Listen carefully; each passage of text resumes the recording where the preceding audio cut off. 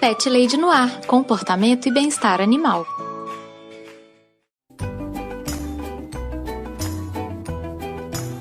Olá, Pet Lovers! Aqui é Carol Barros e você está ouvindo Pet Lady no Ar, o podcast que mais mexe com seu coraçãozinho. No episódio de hoje, eu conversei com o André Escobar para me contar histórias do pet dele, a lindíssima Zadie, que estampa a capa desse episódio. O Escobar é participante do podcast Los Ticos e também do Treta Talks. Todos os contatos dele estarão aqui na descrição desse programa. Antes de irmos para a pauta principal, tenho alguns recadinhos muito rápidos, pet ouvintes. O primeiro deles é a maneira que você faz para entrar em contato comigo. Você pode me mandar um e-mail em carolina@thepetlady.com.br. Você também me encontra no Twitter e no Instagram, com o nome de ThePetLadyBH. Você também pode entrar em contato comigo através do meu site, que é o thepetlady.com.br, onde também fica hospedado o blog. Lá, assim como acontece aqui no podcast, eu estou sempre dando dicas de comportamento e de bem-estar dos bichinhos. Se você tiver alguma dúvida sobre o seu gatinho, sobre o seu cachorro, se tiver alguma história que você queira compartilhar, se tiver alguma crítica aos programas, é só entrar em contato comigo. Vai ser um prazer ler a sua mensagem. O segundo recado é a maneira que você ajuda esse podcast a se manter no ar. Você pode se tornar um padrinho, um assinante aqui do Pet Lady no Ar. Nós temos o projeto tanto no Padrim quanto no Colabora Aí. Os links para o projeto estão sempre aqui na descrição dos episódios. É só vocês entrarem lá. Tem todos os detalhes das faixas de apoio, das recompensas. A partir de R$1 por mês, você pode ajudar o Pet Lady no Ar a continuar produzindo programas com conteúdo de qualidade. É muito bom ter o envolvimento dos meus pet ouvintes na produção dos programas. Se você não puder ou não quiser contribuir financeiramente, só de compartilhar o episódio com seus amigos, com as pessoas que têm pets, que você acha que poderiam gostar do programa, você já me deixa muito feliz. Muito obrigada, pet ouvinte! Agradeço do fundo do meu coração os meus pet ouvintes maravilhosos que investem tempo e din-din para deixar esse podcast satisfeito e bem alimentado. Um super abraço para o José Guilherme, para a Daphne de Mello e para o Bruno Mancini. Você também pode se tornar um pet padrinho, sabia? A partir de R$1 por mês, você já ajuda essa Pet Lady a manter o podcast no ar. E a partir de R$10, você entra para o hall de padrinhos com o nome citado aqui no programa. Um último recadinho antes de irmos para o papo com o Escobar. Nós acabamos de entrar no mês de setembro e com ele começa a campanha do Setembro Amarelo. É uma campanha de prevenção ao suicídio e de cuidado com a nossa saúde mental. Eu estou produzindo um episódio muito especial sobre a relação dos bichinhos com a nossa saúde mental. Tenho reunido algumas histórias de pet ouvintes e de amigos para compartilhar no programa. Se você tiver alguma história que deseja compartilhar, entre em contato comigo. Agora vamos lá ouvir o meu papo com o Escobar?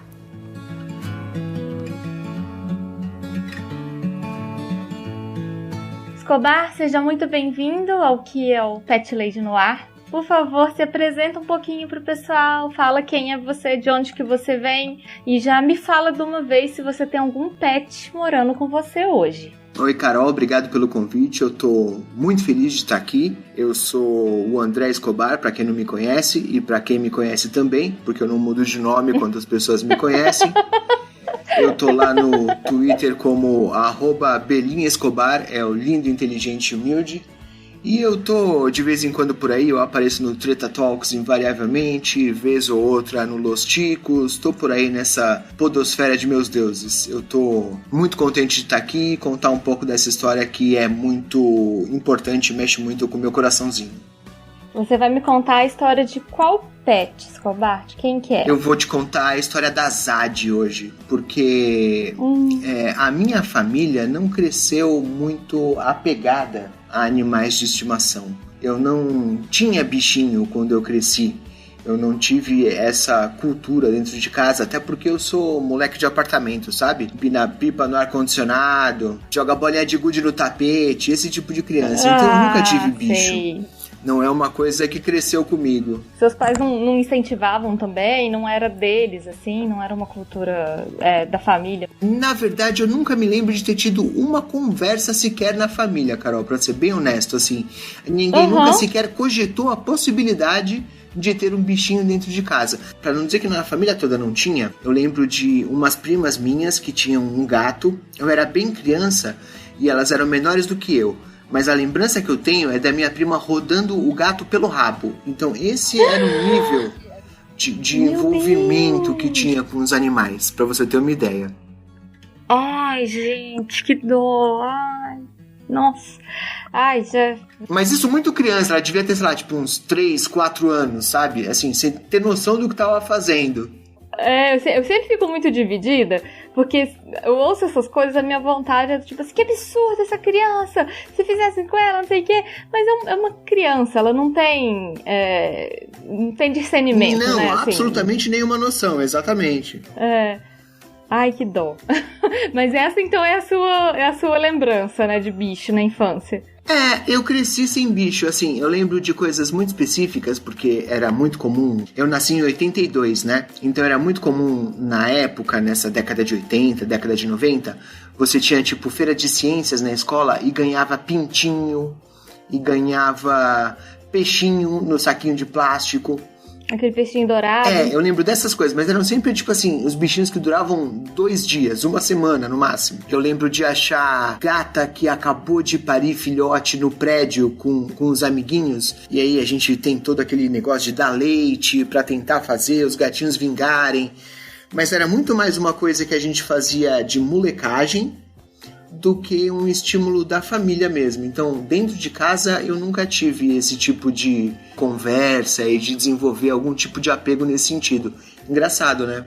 É bem curioso, mas assim, eu achei interessante de ser uma coisa que nunca nem surgiu, assim, porque muitos pais e mães não querem, né, mas a conversa é do tipo assim, você não vai ter, não quero o bicho em casa, tem essa conversa do tipo de não ter, mas de nunca ter rolado nenhum papo é curioso mesmo. Porque não só eles não precisaram proibir, na verdade, porque eu acho que eu nunca cheguei nem a perguntar. Não chegou nem a cogitar a possibilidade. Nem a ideia apareceu, né? Exatamente. A gente nunca discutiu o assunto e passou por isso mesmo. Mas aí, depois de velho, eu casei tem 15 anos já. E a minha esposa, ela já tinha uma cachorra. Que era... É filha de outro casamento, na verdade, eu digo. Porque ela já tinha ganhado do namorado anterior. A cachorra. Entendi. Que é a Zad. Já fazia parte da vida dela. Já fazia, era uma labradora caramelo, a coisa mais linda desse mundo, e eu falo sem ter medo de estar errado. Era a cachorra mais linda do mundo. É a cachorra mais fantástica que já existiu na face da Terra. E a Marcela, na época, ela morava com a mãe, então a cachorra é uma cachorra muito grande, né? O labrador é um cachorro muito grande, muito destrambelhado. E ela ficava no quintal meio que por conta própria.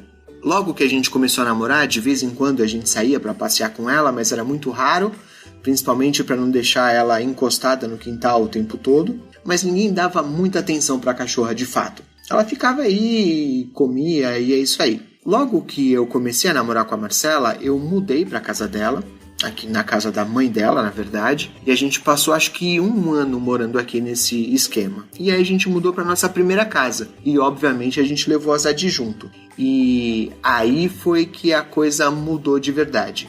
A Zad era uma cadela treinada, ela foi treinada quando ela era pequena, então ela andava do lado certo quando a gente andava na rua, ela parava para esperar atravessar a rua, então ela era muito comportada, mas ao mesmo tempo era um labrador, então ela não podia ver um portão aberto que ela queria correr para dentro, por exemplo. Sim, sim. O labrador é engraçado, eles são assim tão cheios de vida mesmo, né? Eles são sempre tão elétricos, tão doidos pra aprontar alguma coisa. E completamente inocente, né? Ela não podia ver outro cachorro latindo, que ela queria ver o que estava acontecendo. Ela não pensava na possibilidade de ser alguém reclamando pra ela. Ela só queria ir ver. De ser um problema, né? Exatamente. Foi o máximo. Eu aprendi a conviver com um animal, na verdade, quando a Zad entrou na minha vida. Quando você conheceu a sua esposa e a Zad também entrou na sua vida, ela estava com quantos anos? Ela já tinha algum tempo nessa época, ela já tinha, se eu não estou enganado, uns 5, 6 anos. Uhum. Ela já era adulta. Já era um cachorro adulto. Já era adulta, ela não era pequena. Entendi. Quando ela era muito pequena, ela ainda dormia na cama com a Marcela, mas isso assim, filhotinha. Quando eu conheci a Zad, ela já era adulta, então já era um cachorro de grande porte, né? Entendi. Mas isso não impediu de forma alguma que quando a gente mudasse e tivesse a nossa primeira casa, que ela fosse pra cama com a gente e que ela deitasse na cama e tivesse o lugar dela. Eu tinha uma brincadeira que eu sempre gostei muito, que eu chamava de combate. A Zad ficava no chão olhando pra mim, eu ficava do outro lado da sala, de 4, eu gritava combate e a gente pulava os dois um em cima do outro e ficava rolando um em cima do outro, até um dos dois desistir. Olha, fala sério, isso não é a melhor brincadeira que existe? Ai, que delícia, gente. É tipo assim, é duas crianças brincando. Exatamente. Dava umas mordidas na orelha dela, ela dava umas mordidas no meu pescoço e a gente ficava assim, galfinhando, rolando no chão. Era a melhor coisa. E ninguém se machucava porque era só brincadeira, né? Ah, sim, claro. Era só divertido, era só pra ser divertido mesmo. Exatamente. Que gostoso. Ela nunca latiu mais alto, ela nunca foi agressiva de forma nenhuma. E isso é uma coisa que eu sempre vou levar porque eu falo isso já tem algum tempo. Ela não tinha nenhuma obrigação de me acolher. Ela não tinha nenhuma obrigação de me aceitar. Eu não estava com ela quando ela foi adotada. Eu não estava com ela nos primeiros anos.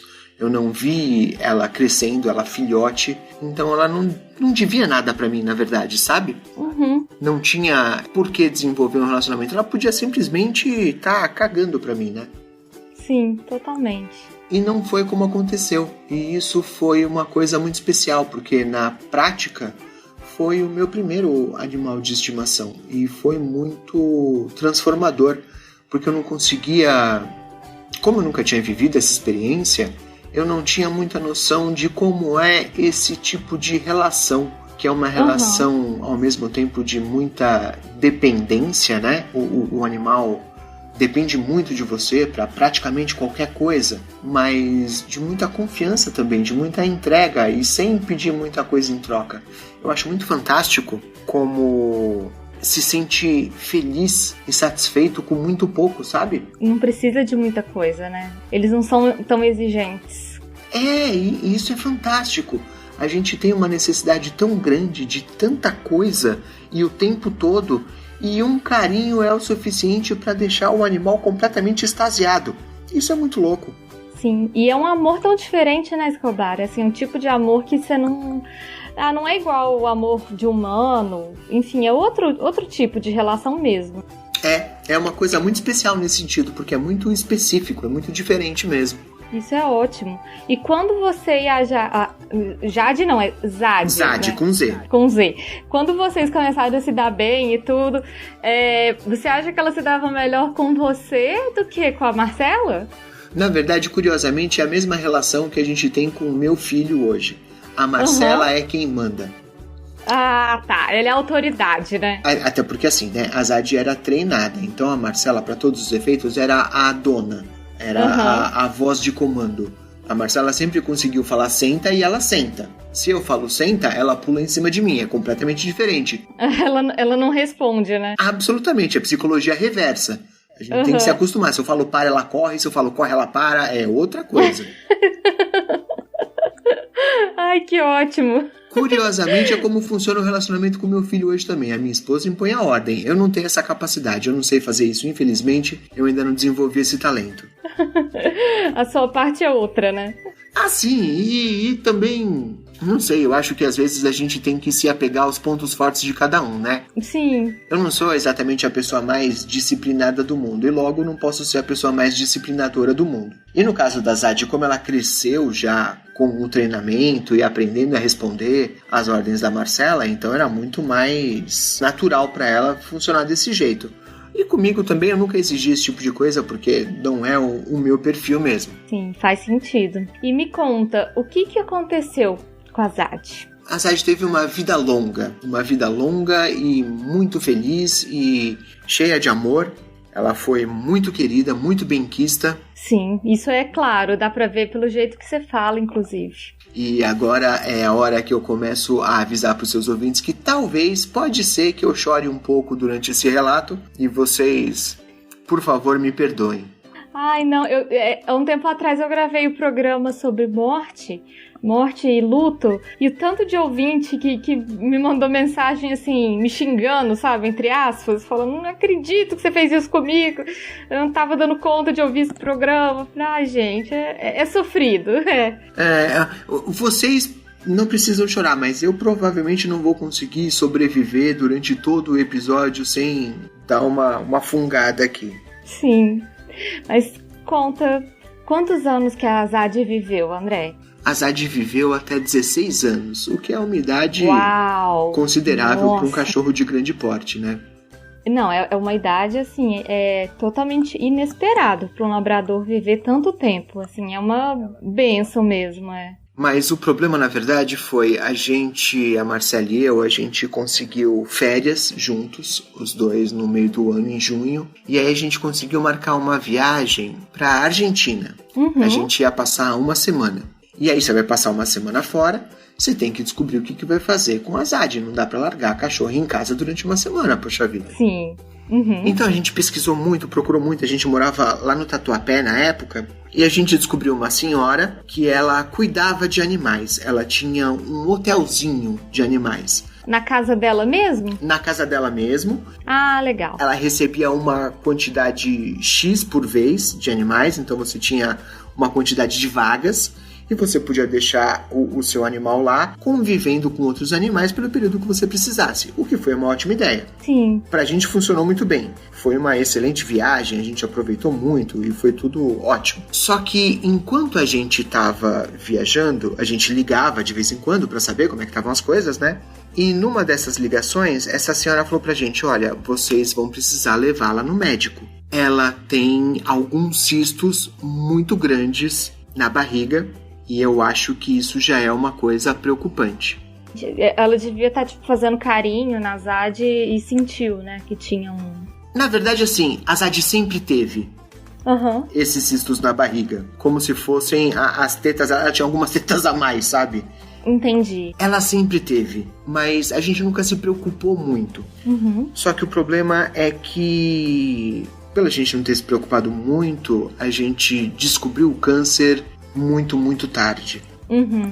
O câncer já estava meio que tomando conta dela e isso foi um problema. Era câncer de mama mesmo? Não, era um câncer no estômago, na verdade, começou, se eu não estou enganado. Só que quando a gente descobriu que ela tinha câncer, o câncer já não estava mais em um foco só. E isso que foi o grande problema, porque você não podia, primeiro porque já era uma cachorra de idade, então qualquer cirurgia para tentar extrair já seria um risco enorme e você já não tinha mais um foco só da doença, então você teria que fazer algumas cirurgias e isso obviamente foi um problema. Com certeza, ainda mais com a idade, né? Com a idade já não era uma opção mesmo, né? Com um cachorro novo já seria difícil, com uma cachorra idosa, então... Nessa época, a Zad já estava vivendo com a gente, comigo especificamente, há quase 10 anos, né? Uhum. Com a Marcela desde o começo, desde que ela nasceu. A Marcela adotou ela muito pequenininha. Sim. Mas eu já convivia com ela há uns 10 anos. É muito tempo também, uma vida já, né? E eu lembro de passar períodos terríveis. Foi muito difícil lidar com isso. Eu imagino o sofrimento de vocês, de descobrir uma doença que é tão horrível e de uma maneira tão agressiva, né? Já tão agressiva no corpinho dela, né? Ela foi enfraquecendo muito rápido, na verdade. Na época a gente morava num sobrado e ela sempre foi muito destrambelhada para subir e descer do primeiro pro segundo andar. Uhum. E eu lembro nitidamente da hora em que ela não conseguia mais subir pro segundo andar. Ai, tadinha. Ela já não tinha força, né? O nosso quarto era no segundo andar e ela dormia com a gente no nosso quarto, né? A gente tinha a caminha dela junto, ela subia na cama quando ela queria e ela tinha a caminha dela no nosso quarto. E eu lembro dela não conseguindo subir com a gente e a gente carregá-la escada acima ou tentar pegar pelo quarto traseiro e tentando ajudar pra fazer ela subir a escada, sabe? Dá uma mãozinha pra ela. E isso foi muito doloroso, porque ela sempre foi uma cachorra com muita energia, com muita vida. E passar por isso foi muito sofrido. A gente sofreu muito e a gente entende que foi muito sofrido pra ela também, tadinho. Sim, com certeza. Na época vocês chegaram a fazer algum tratamento ou o veterinário achou que já não tinha possibilidade de fazer nenhum tratamento paliativo? Não dava pra fazer nada com ela? O que a gente conseguia fazer com ela era tipo transfusão e drenagem, sabe? Pra conseguir melhorar o fluxo respiratório, né? Porque ela já tava com dificuldade pra respirar. E eu lembro também de uma vez que ela teve uma crise de noite e tava muito mal. Por sorte, a gente teve muita sorte nesse sentido, que a gente tinha um pronto-socorro veterinário 24 horas na esquina de casa. Ai, que coisa boa. Engraçado, porque quando a gente mudou, a gente não tinha a menor ideia de que fosse ser necessário. Vocês nem imaginavam, né? Porque a cidade estava ótima quando a gente mudou. Então a gente, sabe assim, foi uma coincidência absoluta. Sim, não foi uma coisa importante pra vocês na mudança, né? Vocês não olharam e falaram, ai, que bom esse lugar aqui. Não foi uma coisa que a gente escolheu. Não foi um ponto importante na escolha do imóvel. Mas acabou sendo muito importante. Sim. E ela teve uma crise durante a noite e ela acordou muito mal. A gente acordou com ela tossindo muito, resmungando um pouco, e a gente resolveu levantar e levar ela pro veterinário, correndo. E a gente levou ela pra consulta, o veterinário olhou pra ela e falou, não, vai ter que sacrificar. Gente, desse jeito? Eu lembro de ficar absolutamente possesso pela falta de cuidado, pela falta de tato. Zero tato. Nossa, eu fiquei absolutamente transtornado nesse dia. Porque eu acho que é uma coisa tão... É tão sofrido. É uma decisão tão horrorosa que você tem que tomar. E o cara não tem o mínimo de cuidado de apresentar isso pra você como... Sabe? Nossa, foi tão duro, foi tão brutal, que eu fiquei absolutamente chocado. O veterinário tem que ter um nível de empatia, de cuidado mesmo, para conversar com a família, né? Quando essa é a opção mais viável. Não pode simplesmente falar do tipo assim, é isso aí. Como se tivesse, não sei, reiniciando o computador, sabe? Vai ter que formatar, gente, não tem jeito. Tem que ter muito mais cuidado mesmo. Por um lado, eu até meio que entendo, porque assim, era, sei lá, tipo, 3 horas da manhã de uma quarta-feira, sabe? Então, o lugar já era do lado de casa, quando a Zad tinha alguma coisa, a gente corria com ela pra lá, e as veterinárias do lugar já conheciam ela, chamavam pelo nome, já sabiam do caso, e já atendiam direto e tal, parará. Nesse dia que ela teve uma crise no meio da madrugada durante a semana, a gente correu pra lá, e o plantonista que tava lá, ele fez a avaliação de forma absolutamente fria, verdade, mas ainda assim absolutamente objetiva. Sim. Porque a verdade não tinha mais nada que pudesse ser feito. Isso é verdade, ele não estava errado na análise dele. Foi só na forma de comunicar, mas a forma de entregar isso para a família é terrível. Isso foi sofrido demais. E a gente não desistiu dela nessa ocasião. Essa era uma opção que vocês nem consideravam, né? Assim, que não passava na cabeça de vocês, falar tipo assim, eu acho que a gente vai ter que sacrificar. Nessa hora não era uma coisa que vocês pensavam. A gente sabia que a gente podia ter que lidar com essa escolha. Porque tem uma coisa que eu acho que é muito difícil, tanto eu quanto a Marcela, que é o quanto você se esforça para manter quem você quer manter com você. E o quanto que você tá fazendo o outro sofrer para atender o seu capricho. A sua necessidade de ter o outro próximo, né? Ou a sua dificuldade em se despedir ou lidar com a sua sensação de incapacidade para superar aquilo, porque tem coisas que você simplesmente não tem escolha, que você simplesmente não tem o que fazer mesmo. Mas essa é uma reflexão muito difícil de ser feita, né? Uma reflexão que eu acho que pede muita maturidade mesmo pra gente conseguir fazer.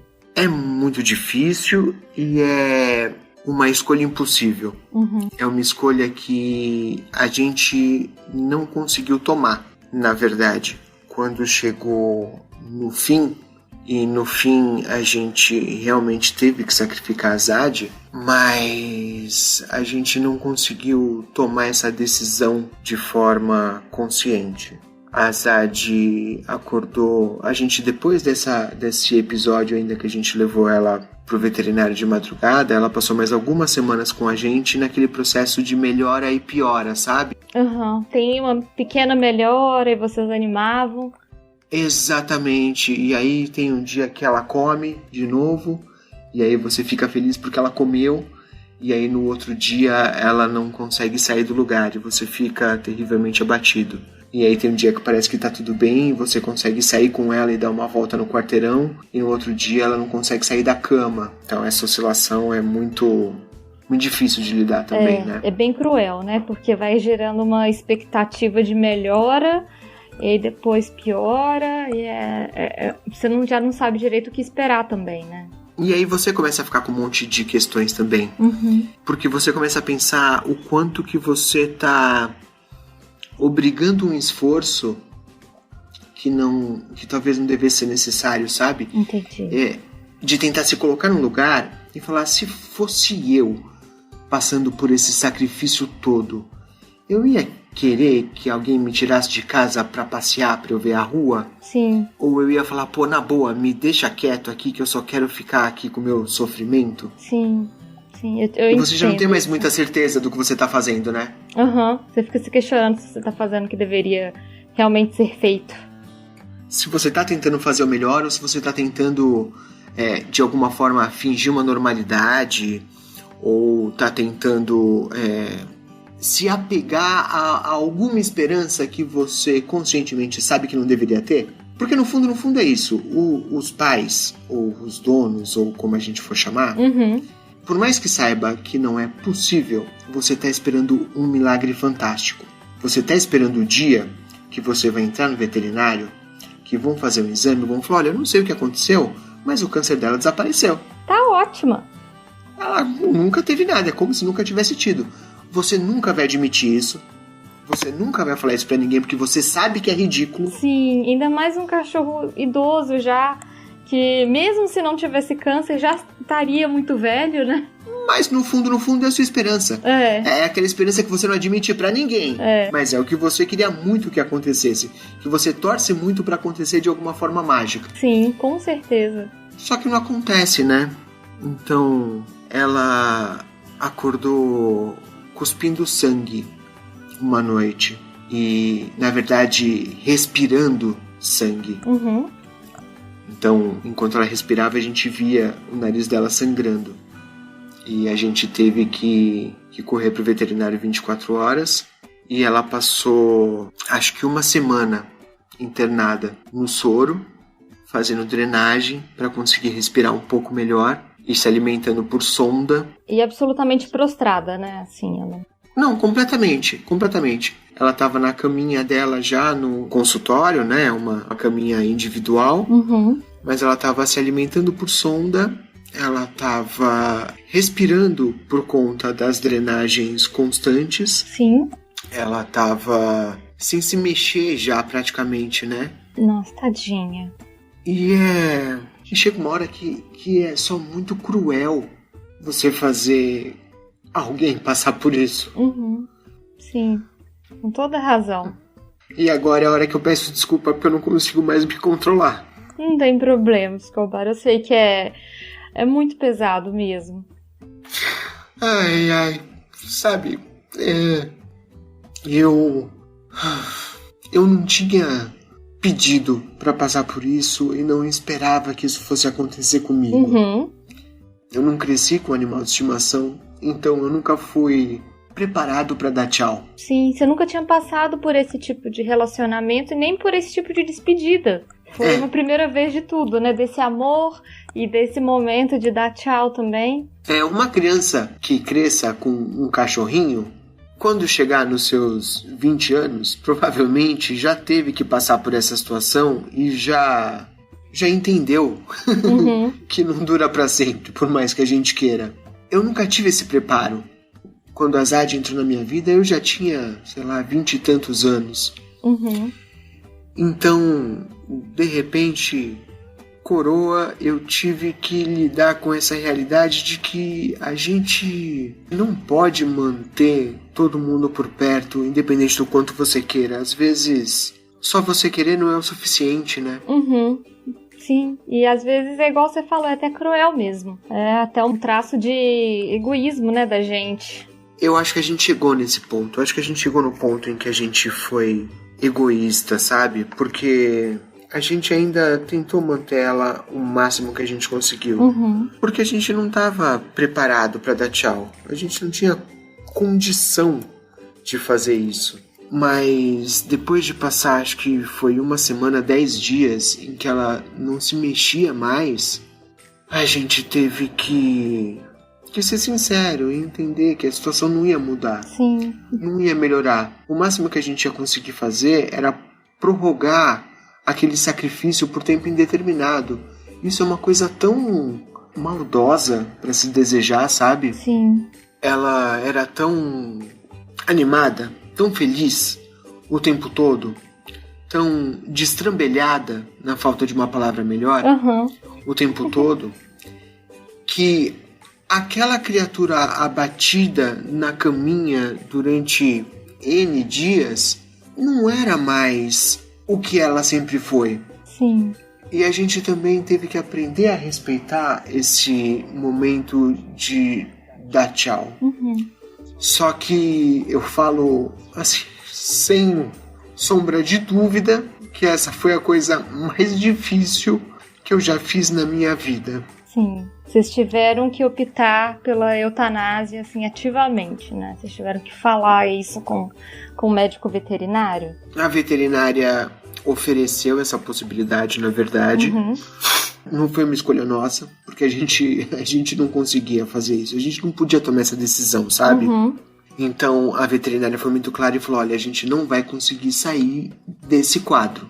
Esse quadro é irreversível. Ela já está em metástase, o que significa que o câncer já está se espalhando e tomando o resto do corpo dela.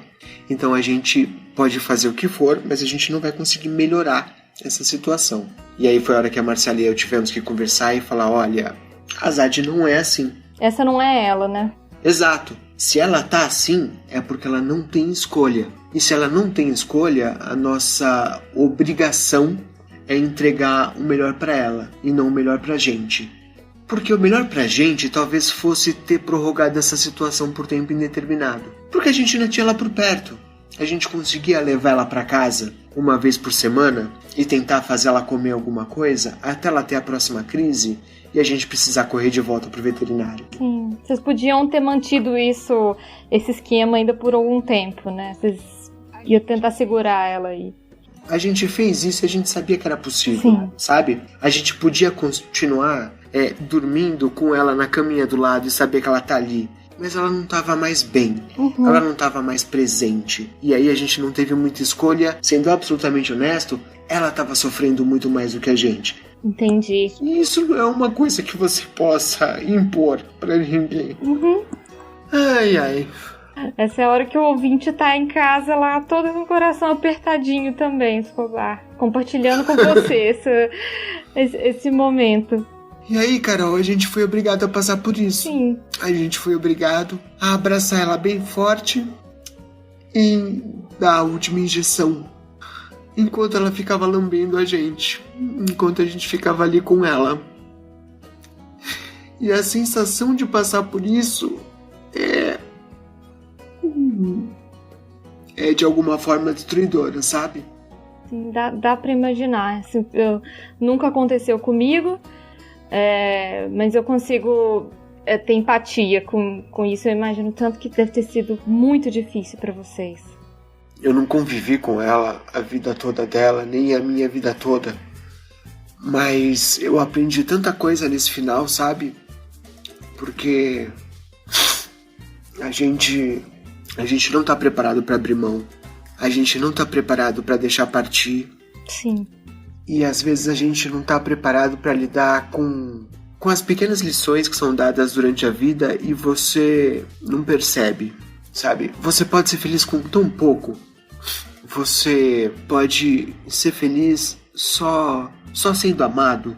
E você é capaz de retribuir isso de forma absolutamente desinteresseira, de forma absolutamente honesta. E a gente cria tanta complicação para as coisas, a gente transforma tudo num problema tão grande, né? Tudo é tão sério, tudo é tão complicado. E Azad me ensinou isso. Se você tiver o coração aberto o suficiente, o amor acontece naturalmente, sem muita exigência, sem muita cobrança, sabe? Então, foi uma lição de vida e de morte. Foi uma lição de me apegar muito e de me forçar a desapegar, porque não era o que eu queria, mas é o que eu acho que ela iria querer. E tomar essa decisão por ela me destruiu muito, mas eu ainda acho que era o melhor que a gente poderia ter feito. Com certeza. Como que foi o pós? Como que você e a Marcela lidaram com isso? Assim, demorou muito tempo para vocês conseguirem eu não sei, se perdoar de ter acontecido? Como que foi essa cobrança com vocês? Um pouco. Eu lembro da gente... Primeiro tem um buraco muito grande que fica, né? Tem aquela ausência que é gritante. E você não sabe o que fazer com isso. Então você tenta, de alguma forma, eliminar as coisas que você tinha. Então você tira caminha, prato de comida, todas essas coisas, mas parece que o buraco fica maior ainda. Então, demora algum tempo até você perceber que você de fato precisa se perdoar também. Entender que a situação não estava sob seu controle e que você fez tudo o que você podia e que você teve que simplesmente abrir mão, porque essa parte de abrir mão é muito difícil. Então você se culpa um pouco, mesmo que inconscientemente, por não ter conseguido reverter o quadro, mesmo que ele fosse irreversível, sabe? Mesmo que não fosse não tivesse no seu poder, né, fazer isso. Não, a gente não tinha como conseguir mudar a situação. Mas você se culpa. Será que se eu tivesse prestado atenção mais cedo, o final teria sido diferente? Esse se é que mata, porque o se dá tantas possibilidades pra gente, né? E se eu tivesse feito isso? E se eu tivesse feito diferente? E aí vira essa cobrança do que a gente não fez, ou do que a gente fez, né? E coisas que a gente não tem ação, né? Não tem coisa que a gente poderia fazer. Será que assim que descobriram os primeiros nódulos, a gente tivesse... Porque quando eu descobri os primeiros nódulos dela, a gente discutiu, conversou entre a gente, e ela já estava lá com seus 16 anos, a gente falou, olha, operá-la agora é muito arriscado. É um risco muito grande, a gente vai querer correr esse risco? E a gente acabou optando por não. Mas aí você começa a se culpar depois. Quando tudo aconteceu e virou a metástase, você fala, pô, será que eu não devia ter corrido esse risco?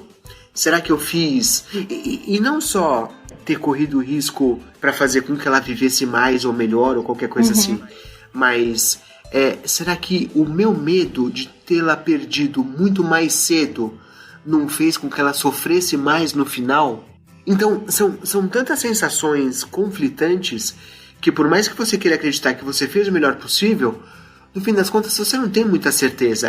É uma sensação, uma zona meio cinzenta, sabe? Sim, com certeza. Com certeza. Então, demorou muito tempo pra gente conseguir lidar com aquilo no sentido de a gente fez o melhor que a gente podia.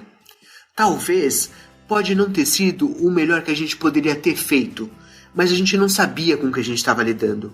A gente não sabia com o que a gente ia lidar, a gente não conhecia a situação, então a gente tomou as melhores decisões que a gente podia tomar naquele momento. Isso. Mas ainda assim não diminui o sofrimento por lidar com as consequências dessas decisões, sabe? É bem pesado. Eu acho que esse episódio vai servir muito pra gente refletir um pouco, sabe? Como que... como que é a nossa relação com os bichinhos.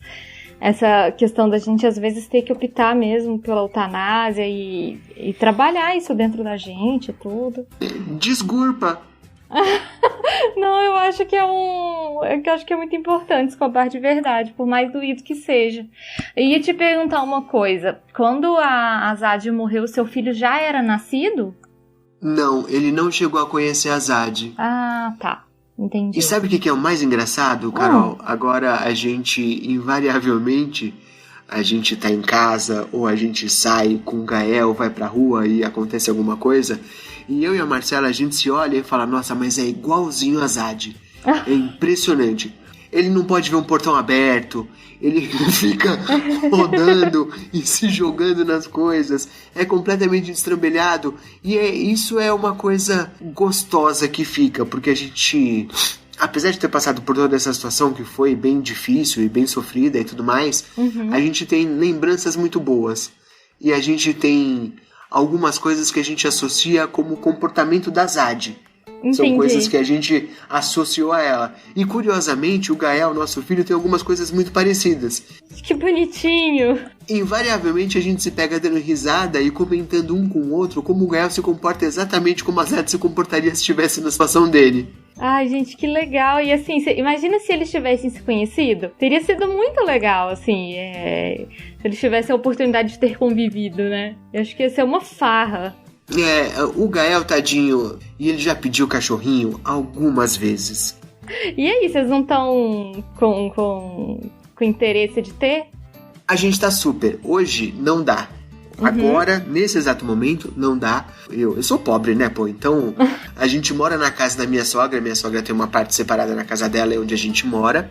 E a gente não quer impor isso pra ela, ter um animal na casa dela, porque ela não quer. Ah, sim. Então a gente respeita e super entende. Sim, o nosso plano é sair daqui em breve, e parte do plano saindo daqui é um cachorrinho pro Gael, sim.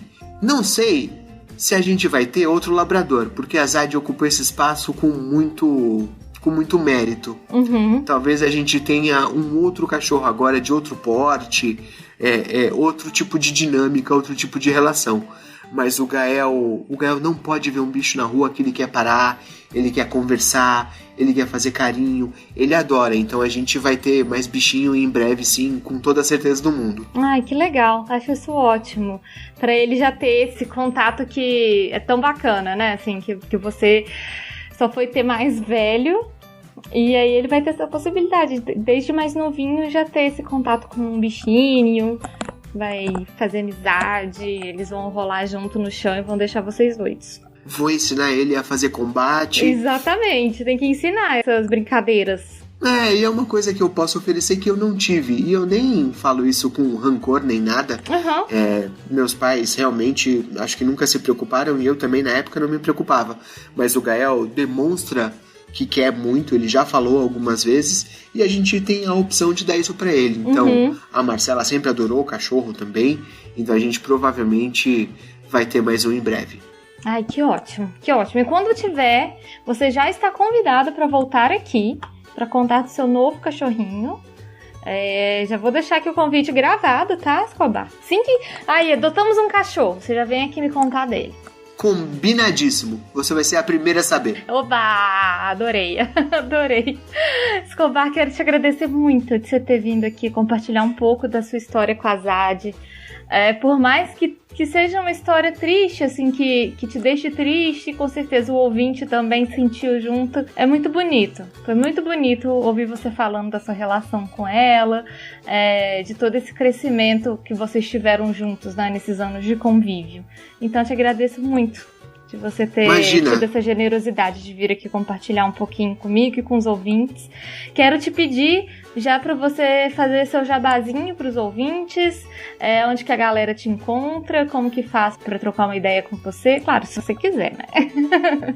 Eu agradeço demais o convite, eu fiquei muito feliz de vir aqui. A gente conversou por DM antes de gravar esse episódio, né? e contando a história pra você, eu já chorei horrores. Ai.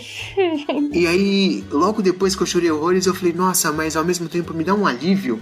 Sim. Botar isso pra fora e, sabe, transformar isso numa história tem alguma coisa de bonito também, porque você leva a sua experiência pra outras pessoas e dá uma aliviada no coração, dá um quentinho no coração, sabe?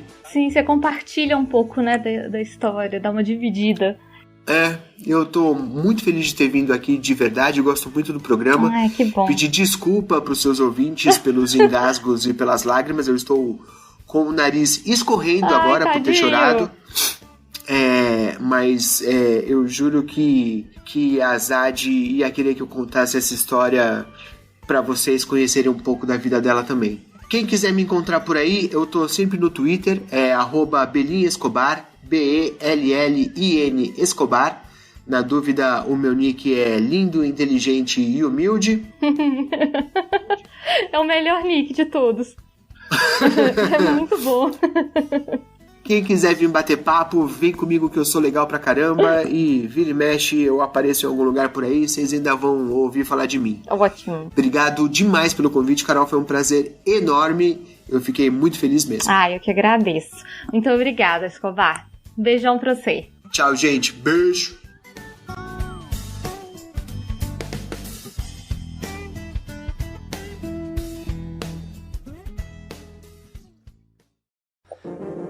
Este programa foi editado por Audi Edições.